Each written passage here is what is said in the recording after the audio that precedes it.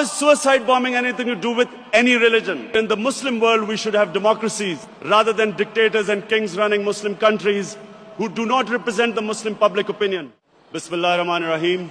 I really want to thank the Global Peace and Unity Organization to get me here. The point I want to make tonight is this, that it is extremely important for Muslims to be able to convey to people living in Western countries that there is no correlation between Islam and terrorism. Unfortunately, through a planned campaign, Islam and terrorism have been linked, and 1.3 billion Muslims are on the back foot, on the defensive, trying to justify that Islam has nothing to do with terrorism. And what the point you need to make is this, that according to the Holy Quran, 124,000 messengers of God were sent on earth, all of them with one message. And the message was that the Almighty wanted us to be human beings rather than intelligent animals. Animals believe in might is right, survival of the fittest, whereas human beings have compassion and justice. And Muslims were supposed to be and should be the community that should be compassionate and that should believe in justice, just like every messenger of God to every human community brought the same message. So when something like 9/11 happens, we should be able to tell those people who blamed 1.3 billion people for the acts of 18 people that terrorism knows no religion. All religions preach the same thing. And unfortunately, we do not have either the political or intellectual leadership in the Muslim world to be able to convey our point of view. So we have words like Islamofascism, like radical Islam. When Tony Blair and George Bush say that the enemy of Western civilization is radical Islam, how is the man in the street in the West supposed to differentiate between a moderate Muslim and a radical Muslim? And why is Islam the issue? Before 9/11, 70% of all suicide bombings was by Tamil tigers in Sri Lanka. No one ever blamed Hinduism for what they were doing. No one ever said that tell the Hindu priests to tell them that suicide bombing is not part of Hinduism.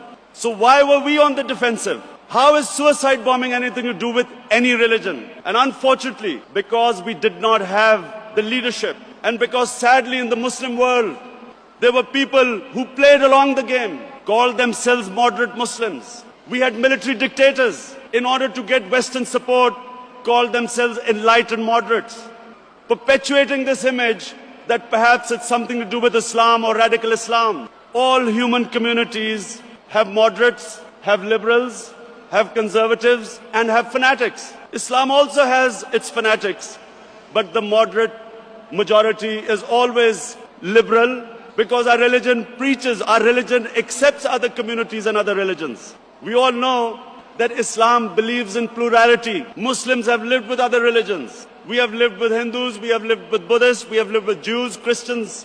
We accept. Allah says in the Quran that it is through His will that we are distributed in different communities. It is through Allah's will that human beings distributed in different religions and communities. And Allah goes on to say that had He wanted, we would all become one community. And then it goes on to say, the ayat goes on to say, compete in being good human beings. So we have a religion which preaches plurality. We accept other religions. Nowhere does Allah tell us to convert everyone to one monoculture or mono-religion. And all we are asked is to be better human beings, compete in being better human beings. So when we have things like the whole religion being called radical Islam, putting Muslims on the defensive, it is our failure to convey the true teachings of Islam to the Westerners.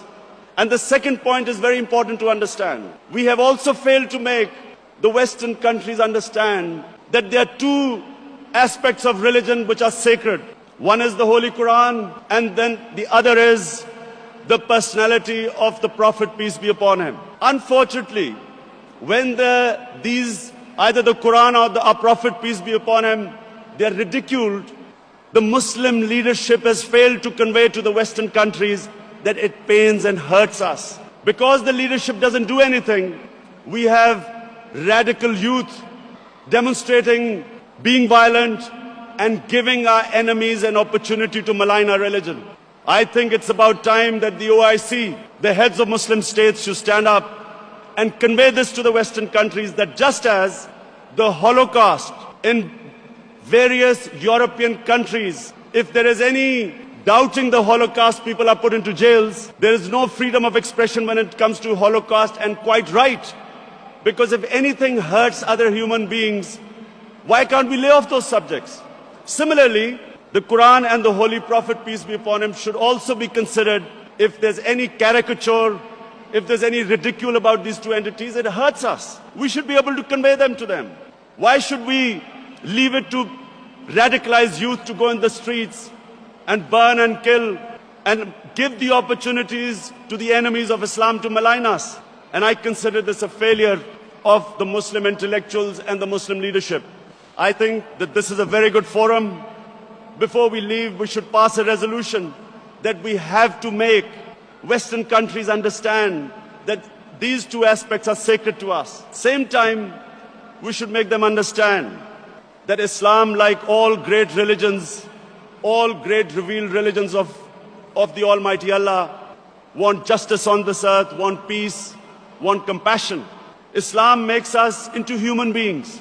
The best aspects of a human being, nobility, generosity, selflessness, is what our religion teaches us, as opposed to being simply intelligent human beings where we only think of us, where nothing is ever enough, where we worship the material God, where we've just seen this collapse of the banks, where you saw the ultimate greed, human greed, where poor people's savings were robbed by the few rich people.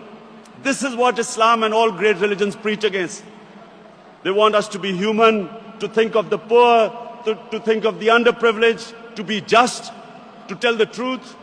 In other words, everything noble about a human being is in us because of our religion. I hope that Muslims living in Western countries will come in the mainstream.